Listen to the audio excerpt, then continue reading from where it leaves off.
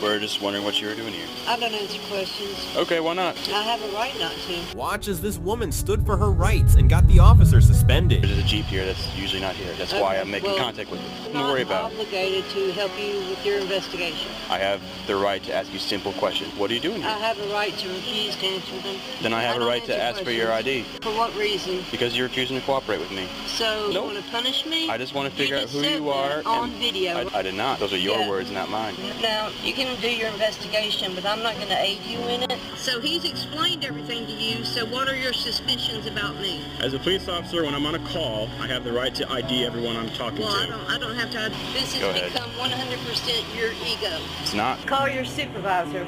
I'll get my supervisor, and he'll tell you the same thing I did. Can you admit you were wrong? I wasn't wrong, ma'am. But you and Todd are free to leave. That case has been concluded. Officer Maynard was suspended 5 days with 2 different charges. Welcome back. As many of you guys know, I'm a law enforcement trainer instructor. I train and instruct military and law enforcement all over the country on various law enforcement disciplines to include constitutional law, case law, patrol tactics, use of force, criminal investigations, etc. And here we see a very interesting paradigm. We have a woman, and as we kind of go through this, we kind of have learned more from this case, but you have a woman who's turned out to be, officers were on a stranded motorist call that was unrelated to her, and then they made contact with her. As you can see, they asked her for her ID, to which she refused, and then they wanted to ask her what she was doing, things like that. And at one point you can hear the officer say, well, since you're refusing to cooperate with me, give me your ID, and that whenever I'm on a call, I'm allowed to ID anybody, things like that. And we hear this often, and there are officers that believe this. Truly, there are officers that believe that they can demand ID from anybody just because they were called there. It's not. I don't know where this is taught. I have no idea. And I think it's the lack of teaching, because officers, they don't know what they don't know, and it's clear that they don't know a whole lot sometimes. And so if we look at the ID Supreme Court case precedents that we have, we talk about it a lot on this channel. Brown v. Texas, 1979. The Supreme Court has affirmed that law enforcement needs reasonable or articulable suspicion in order to detain and compel somebody to identify themselves. So again, we need reasonable or articulable suspicion that a crime has occurred or is about to occur. So, I mean, that's brass tacks. It's what it is. And so here you can see that the female says that she's not going to ID and she doesn't have to assist officers in their investigations. And this is true. And as somebody who has done criminal investigative work at extremely high level, as somebody that is who spoke in federal court, who has spoke in numerous state courts, and again has done criminal investigations that have led to bonds of $1.5 million.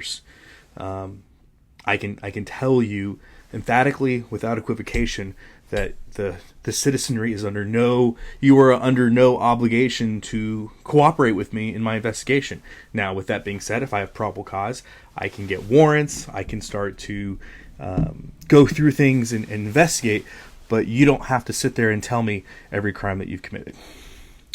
It is what it is, and anybody that has done criminal investigative work at any level would know that. And again, we're talking about a frontline patrol officer, but a frontline patrol officer, they come in contact with a lot, they do a lot. That is the bread and butter, that is the backbone of law enforcement. And so the fact that you have somebody that has no idea of this, nor does this person seem to care about people's rights just from a common sense standpoint, is truly sad.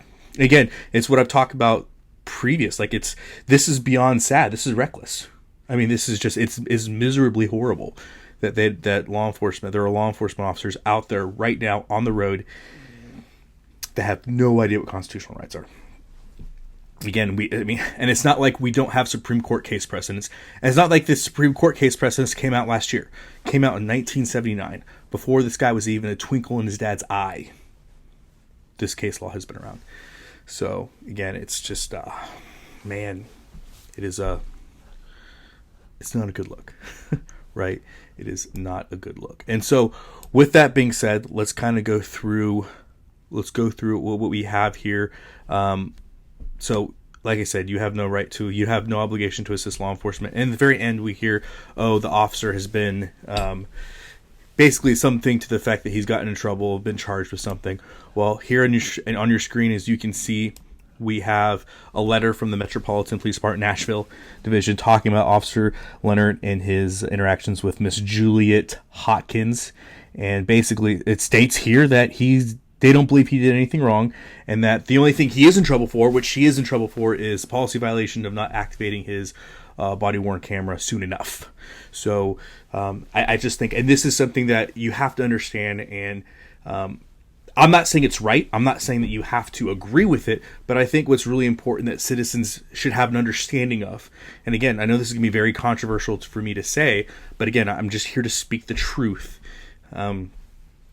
It's very clear that, I'm not saying that the police department is in favor of how this officer conducted business, but the way the police department is seeing it, the body-worn camera is a policy violation. They're going to obviously do something about the policy violation, because I feel like if they have to, but they're not going to do anything about the individual conduct, because him stating that you have to do something that you don't have to do is not a crime, right? And so while you would think it would be a better look for a law enforcement department to say, hey, our officer didn't commit a crime because he actually never got your ID, and he never handcuffed you or anything like that. So since he lied, that's not a crime. He didn't commit a crime. And so obviously his conduct is fine. I think that's a bad look. I think it would be better and would behoove the police department to say, you know what? Yes, we do not like the fact that our frontline officers are not trained to the standard we want them to. That is going to be done through counseling, through coaching. He's going to absolutely understand the constitutional rights of all people. And furthermore, we want you to know that that will be taken care of. But at this point, we have no probable cause for criminal charges.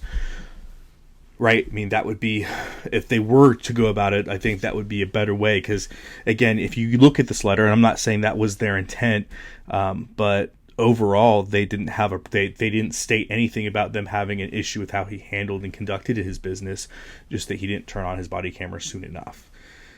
Again, I think that's the precedence they want to set. We'll just leave it at that. That is the precedence of the Nashville Police Department. But as you can see from previous posts and stuff that I've done, the Nashville Metropolitan Police Department has been in hot water lately.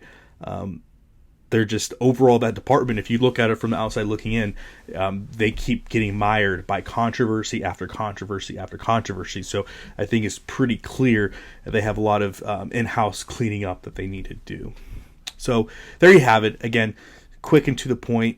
I don't agree with how this police officer has conducted business. I do not believe in lying to your citizenry about why or when they have to ID themselves. I think that's very unprofessional, and it makes you look very unintelligent. It's not a good look. But the Nashville Police Department is going to get what they want. They are going to get what they pay for. They're going to get what they train. And this is the kind of police officer they want to uphold. So this is the kind of service you can expect to get according to them. So again, not my words, their words. What do you guys think? Please tell me in the comment section below what you think. I'm very curious to know what your thoughts are on this, and the thoughts on how this police officer conducted his business, and your thoughts on how the woman stood up for her rights. Very interested to hear what you have to say in the comment section below. Hope this video was helpful. As always, guys, long live the Republic.